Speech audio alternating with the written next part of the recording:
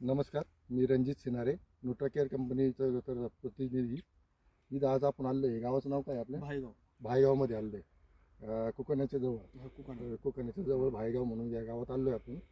इथं आपण आपलं न्यूट्रासाइन 70 खत दिलं होतं. हो दिलं तर या भागात तुम्ही न्यूट्रासाइन 70 खत वापरलेलं आहे वापरलं. आणि आणखीन काय वापरलं होतं?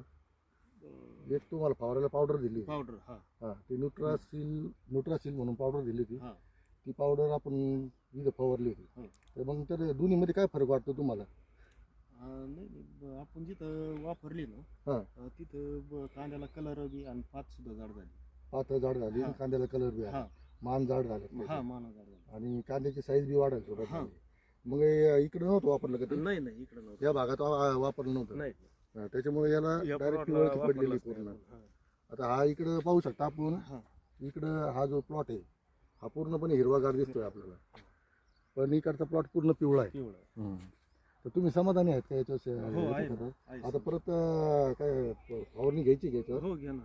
आणि आता याच्यावर कोणती फवारणी घेतात? त्याच्यावर सुद्धा तीच घेणार. आता त्याच्यावर तीच घ्या ना, न्यूट्रासील पावडर.